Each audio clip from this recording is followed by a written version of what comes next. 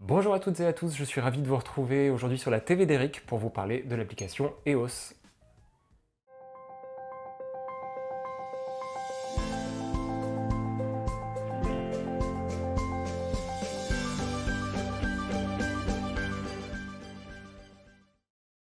Je suis donc très heureux de vous retrouver aujourd'hui pour qu'on parle un petit peu de l'application EOS. Donc EOS, c'est une application qui va vous servir à piloter vos appareils Denon, Marantz. Voilà, vous allez gérer le multiroom, vous allez gérer la partie lecteur réseau. Application très pratique. C'est vrai que quand on discute souvent ensemble au téléphone ou quand je fais des petites recherches sur internet, j'ai pu constater qu'elle a eu mauvaise presse par le passé, cette application. Il y a eu des problèmes de stabilité, des choses comme ça, des problèmes de gestion de volume. Fort heureusement, ils ont beaucoup travaillé là-dessus. Et en 2023, on est sur une appli qui est vraiment très agréable. Il y a quelques petites zones d'ombre dont on va parler aujourd'hui ensemble. Mais globalement, moi, l'expérience a été très positive et je vais vous montrer les choses qu'on peut faire avec. Donc cette appli-là, effectivement, dès lors que vous allez acheter un produit Marantz ou Denon qui comporte un lecteur réseau, qui est connecté, pour en profiter pleinement, à l'installation de ces appareils-là, vous allez devoir télécharger l'application EOS sur smartphone ou tablette, totalement gratuitement bien sûr. Elle va vous aider à installer et configurer vos appareils. Il va vous être demandé de créer un compte EOS. Donc c'est l'histoire de 5 minutes, très honnêtement, rien de bien complexe. En gros, ce compte-là, après, sera totalement transparent dans l'application, mais ça va vous aider ce compte va vous aider à sauvegarder les mots de passe des diverses plateformes de streaming que vous utilisez, à rendre le tout cohérent. Pas d'inquiétude, j'ai redemandé à la marque, ce compte EOS n'est pas utilisé par la marque pour vous bombarder de pubs. C'est un point des fois qu'on évoque ensemble au téléphone, c'est pas le cas ici, hein. Soyez complètement rassurés, c'est vraiment purement fonctionnel, donc aucun problème là-dessus. Donc je vous propose de regarder un petit peu en détail. Hop. Donc voilà, je me suis muni de mon smartphone, donc c'est un Samsung Tab 10, donc sous Android. Sous iOS, ça fonctionne évidemment tout à fait correctement, aucun souci là-dessus. Donc là, effectivement, on tombe sur la gestion des pièces, parce qu'effectivement, il y a une notion de multiroom aussi, hein, comme je l'ai évoqué. Vous pouvez envisager du multiroom avec l'appli EOS, on en parle très souvent au téléphone et même dans d'autres vidéos. Le point que je trouve extrêmement positif avec EOS, c'est qu'effectivement, on est sur des marques qui proposent des appareils très très qualitatifs, vraiment Denon et Marantz, c'est vraiment de la belle hi-fi, de la VR très très élaborée chez Denon et Marantz aussi d'ailleurs. Ça permet vraiment de faire des belles choses à la maison. Donc là, typiquement, sur mon appli, sur ce qu'on peut voir, sur mon réseau, j'ai 4 appareils compatibles EOS. Je vous montrerai effectivement comment on peut créer un groupe en 2 temps 3 mouvements, c'est vraiment très facile. Là, en l'occurrence, voilà, je suis celui qu'on voit, donc le MCR 612, c'est l'appareil que j'ai juste à côté de moi. Donc ça, c'est une sorte de mini-chaîne, en fait, qu'on branchera des enceintes passives. Donc ça fait merveille dans un salon séjour d'une 30aine de mètres carrés, par exemple, c'est vraiment excellent. Lecteur CD intégré, triple tuner. Personne ne vous empêche, grâce à EOS, de, pourquoi pas, relayer le signal que vous avez de cet ampli-là, vous pouvez le relayer dans d'autres pièces, par exemple sur la série Home de chez Denon, là j'ai une 250 avec moi, ça fonctionne très très bien, donc on peut tout à fait imaginer, voilà, lire un CD ou une radio FM ou DAB et transférer le signal sur d'autres appareils, c'est quand même extrêmement pratique. Pareil, hein, on verra certainement dans le détail, tout ce qui peut être connecté à l'arrière de vos amplis, de vos AVR, peut être relayé aussi sur les autres appareils en multiroom, donc ça c'est plutôt excellent. Donc je vous propose d'entrer dans le cœur de ce que l'appli propose. Une fois que vous avez choisi votre appareil, nous y voici. Donc on a toutes nos plateformes de streaming et plein d'autres choses encore, sachant l'ordre qu'on voit ici n'est pas définitif, on peut tout à fait faire une pression longue sur un icône et le remettre en haut de liste si on veut. Là, je viens de déplacer le Deezer en haut de liste. Vous faites ça comme vous le souhaitez, il n'y a aucun souci. Je vois notamment Napster et SoundCloud. C'est vrai qu'en France, c'est plus trop à l'ordre du jour, je dirais. Donc, vous pouvez tout à fait réaménager ça comme vous le souhaitez. Donc, petit tour d'horizon, très simple. Spotify, hein, voilà, très clairement, ça vous emmène vers l'appli Spotify et vous pourrez, avec Spotify Connect, retrouver vos appareils une fois configurés. Deezer, on va en reparler. Tuning pour vos radios. Amazon Music, Tidal, entre autres choses. Ce téléphone, j'ai trouvé ça personnellement extrêmement pratique, je vous montre tout de suite. En fait, ça fait le lien, alors vous configurez ça en amont bien sûr, ça fait le lien avec tout simplement toute votre collection de fichiers musicaux présents sur le téléphone, vos MP3, vos FLAC, vos WAV, etc. Et vous pouvez après lancer des lectures. Donc allons voir par artiste.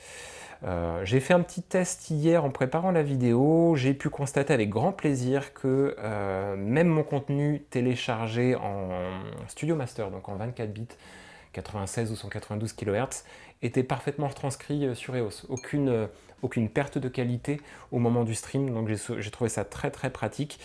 On va aller par exemple, voilà, des artistes que j'aime beaucoup.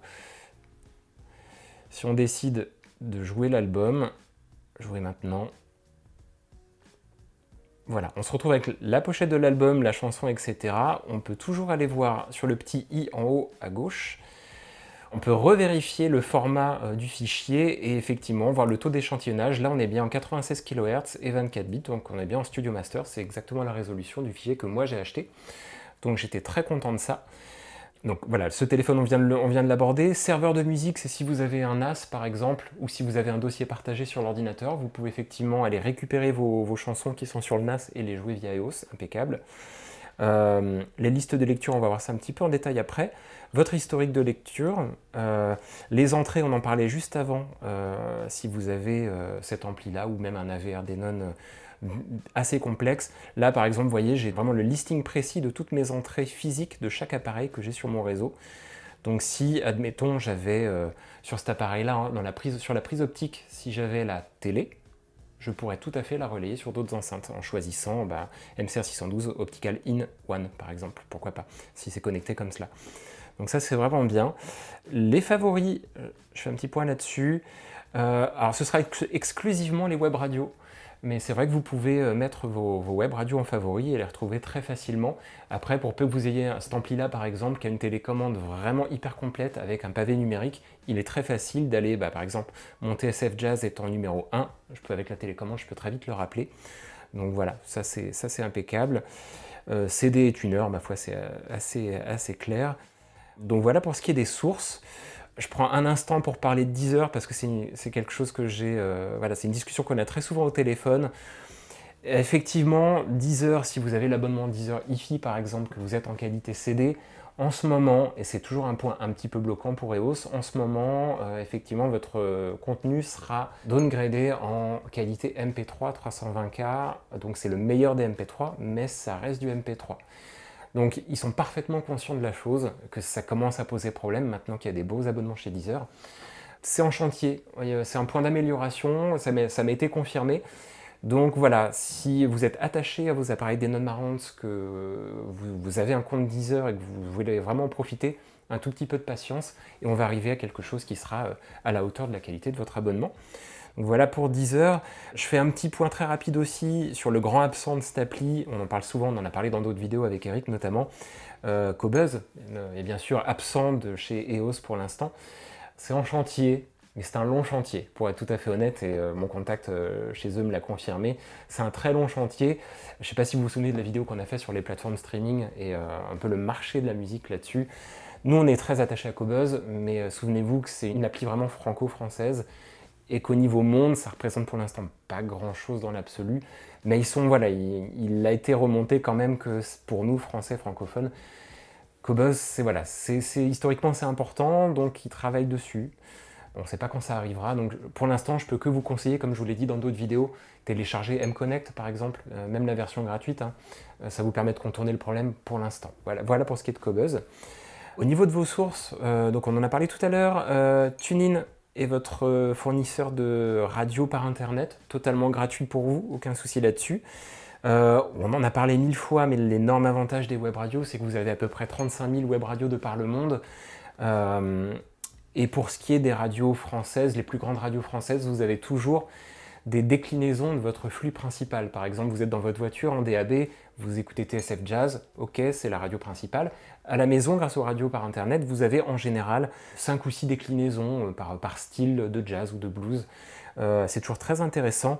Donc bah là, sur l'application, le moteur de recherche, et après il y a tout un tas de façons de trouver ce que vous cherchez, par langue, par lieu géographique, par thématique. Je vous laisserai naviguer là-dessus. Si on va par exemple sur musique, voilà, on a plein de styles musicaux, ça vous permet d'affiner un petit peu. Une fois que vous avez trouvé ce que vous cherchez, vous allez... Alors, il y a deux façons, vous pouvez effectivement mettre vos favoris spécialement sur TuneIn, ou vous verrez quand vous aurez trouvé votre radio, vous pourrez aussi la rajouter dans les favoris EOS. Et à ce moment-là, quand on revient dans le menu principal sur les favoris, moi j'ai choisi de faire ça comme ça. Je préfère, je trouve que c'était plus rapide. Et là, je retrouve voilà, mes 5 radios favorites.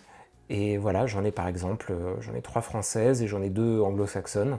Donc je trouve ça hyper appréciable, vraiment. Les web radios, elles sont quand même fortement compressées en termes de flux, mais c'est tellement pratique, surtout bah voilà, pour écouter des radios en langue étrangère, c'est extrêmement pratique. Et souvenez-vous, vous avez toujours le DAB et la FM pour vos radios principales si vous voulez une autre façon de les écouter. Voilà pour ça. Je vous parlais très rapidement du multi-room, sans être trop long là-dessus, mais voilà, par exemple, je reviens sur l'écran principal de mes pièces. Donc là, moi, pour des raisons pratiques, j'ai gardé le nom des appareils pour m'y retrouver, parce qu'on a une quantité d'appareils ici au showroom. Évidemment, libre à vous de les renommer, c'est ce que vous ferez à la maison, très clairement. Vous aurez un appareil qui sera salon, salle de bain, chambre, etc. Et ce sera après bien plus facile pour vous de savoir qui fait quoi. Donc mon appareil principal, c'est le MCR 612 qui est en train de lire. Libre à moi de faire une pression longue sur la Home 250 qui est juste à côté de moi, de la glisser sur le MCR 612, l'appareil calcule quelques secondes, et voilà, on a un groupe qui vient d'être constitué. Ce groupe-là, il dure dans le temps, c'est-à-dire que si vous éteignez les appareils, que vous les rallumez le lendemain, le groupe existe toujours. Si ce n'est pas le cas, c'est peut-être qu'il y a un tout petit souci technique avec un appareil ou deux. Je vais vous montrer aussi quelque chose de très pratique à ce sujet. Une fois que mon groupe est créé, je peux par exemple aller sur le petit stylo qui est en haut à droite, j'appuie, et là, je peux rentrer dans le détail soit de mon appareil individuel, soit de mon groupe. Donc là, effectivement, le groupe que je viens de créer, Marantz MCR 612 plus Home 250, c'est quand même pas un nom très funky. Je peux tout à fait ici décider de le renommer. Donc là, c'est vraiment libre en termes de saisie. Ou après, j'ai plein de propositions de l'application. Donc libre à vous de faire ça comme vous le souhaitez. En tout cas, c'est parfaitement éditable. Donc ça, j'ai trouvé ça très, très appréciable. Il y a quelque chose aussi que je voulais vous montrer. Donc là, vous êtes en train de lire votre chanson. En haut à droite, sur la petite note de musique, on va gérer la file d'attente. Ça, c'est quelque chose qui est propre à EOS.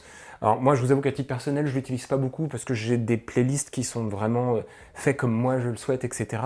Mais c'est vrai qu'EOS vous permet de gérer des files d'attente jusqu'à 200 titres par appareil. Donc vous pouvez vous-même vous amuser à aller piocher des chansons de ci, de là, et à constituer votre liste de lecture, à l'éditer, etc. etc. Voilà, je sais qu'il y a des gens qui apprécient beaucoup ce genre de choses. Moi, c'est pas mes habitudes, mais au moins c'est possible. Et je trouvais ça très, très intéressant. Toujours dans la gestion du groupe, si ce groupe-là, j'ai plus envie de l'utiliser, que je veux retrouver l'usage séparé des appareils, je peux tout à fait faire une pression longue sur la Home 250, la faire ressortir de mon groupe, et voilà, je retrouve l'usage des deux appareils individuellement, donc ça c'est impeccable. Petit point un peu technique aussi, donc là on vient de dégrouper nos appareils, on retrouve l'utilisation des appareils individuels. Je peux tout à fait aller, donc là c'est mon menu principal, on a l'espèce de petit écrou qui est en haut à gauche, je clique dessus, et là j'ai tout un tas de possibilités de détails en fait sur mes appareils. Donc je peux évidemment à loisir ajouter un périphérique. Vous avez un nouvel appareil compatible EOS, vous pouvez le rajouter dans la boucle. Quoi de neuf? C'est en gros des petites infos du groupe Sound United. Donc c'est toujours sympa, les nouvelles sorties, les choses comme ça. Mes périphériques, évidemment, c'est ce qui est déjà installé sur votre réseau. Et après, vous pouvez aller dans le détail. On va regarder ça. Votre compte EOS. Les sources, ça c'est effectivement la première fois quand vos sources audio, quand vous allez devoir associer notamment votre musique en ligne qu'on a ici. Vous allez associer tous vos comptes pour que ce soit pleinement fonctionnel. Donc vous faites une fois et après c'est réglé, hein, l'appareil s'en souvient. Vous autorisez effectivement l'envoi ce téléphone, je l'ai validé parce que je veux effectivement que l'application puisse aller chercher mes fichiers. Donc ça c'est impeccable. Détail intéressant, Amazon Alexa, si vous-même vous êtes client Amazon, que vous utilisez Alexa ou que vous souhaitez le faire, Sachez que la série Home notamment, il y a un micro embarqué sur ces appareils-là et ça vous permet vraiment une pleine compatibilité avec Alexa. Il y a juste à le valider sur l'application EOS.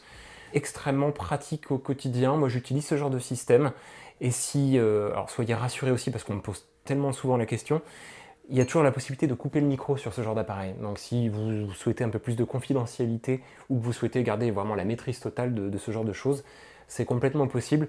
J'avoue que moi au quotidien, surtout dans des pièces d'eau, par exemple cuisine, salle de bain, je trouve ça extrêmement pratique de pouvoir voilà, lancer une liste de lecture ou des choses comme ça, demander l'heure, des choses toutes bêtes, mais je trouve ça très pratique. Thème de l'application, vous pouvez tout simplement passer en mode sombre. Hop, j'avoue que c'est quand même assez pratique. Mise à jour logicielle, c'est très important. Vous pouvez effectivement vous assurer, bon là j'ai mis mise à jour automatique, mais vous pouvez vous-même vérifier que tous les appareils sont bien à jour. Si vous commencez à avoir des petits décrochages, des choses un peu comme ça, n'hésitez pas à regarder et à vérifier que vos appareils sont à jour. Je voulais aussi vous montrer la partie aide qui me semble vraiment très intéressante. Surtout pour moi qui vous aide sur le côté un peu technique. J'ai la possibilité de vérifier mon système par ici. Et notamment quelque chose qui m'intéresse beaucoup, si vous avez des coupures de son, s'il y a des imperfections, etc., n'hésitez pas à aller dans état du réseau. Et je trouve ça absolument génial. On voit donc tous nos appareils connectés et la qualité de la réception. On voit que bah, là, le signal est catégorisé comme bon. Tout est au vert sur mon réseau. Donc, je ne devrais pas avoir de coupure de son ou de choses comme ça. Si vous avez des coupures de son et qu'effectivement l'un de ces appareils est en orange ou en rouge, c'est que le Wi-Fi est insuffisant dans une des pièces, par exemple. Donc c'est intéressant. Ça aussi, c'est intéressant. La version du logiciel, ça vous permet, comme on l'a dit juste avant, de vérifier que tous vos appareils sont à jour. Si vous n'arrivez pas à grouper correctement vos appareils, que pareil que ça accroche, etc., hyper intéressant de s'assurer que tous vos appareils sont bien à jour. Toujours dans la partie aide, j'y reviens. Deux choses intéressantes. Réinitialiser les appareils, ça c'est si vous avez un problème bloquant, vous avez besoin de remettre à zéro, c'est possible. Ça peut aussi évidemment se faire sur les appareils directement, il n'y a pas de souci. Quelque chose que je trouve extrêmement pratique, c'est en deuxième proposition là, signaler un problème. En gros voilà, ça vous met en relation directement avec le support technique du groupe, extrêmement intéressant pour voilà, si vous rencontrez un problème avec un appareil, bah voilà, vous allez détailler l'appareil, combien de produits j'ai à la maison, etc., etc. Et ça va, en fait, ça envoie toutes les valeurs qu'on a vues juste avant, ça les envoie aussi directement aux techniciens. Et pour moi, avoir été dans cette situation pour une autre marque, c'est extrêmement pratique. On reçoit tout le rapport détaillé et on peut vous aider le mieux, de la meilleure des façons qui soit. Donc voilà, ça c'était pour la partie un petit peu technique.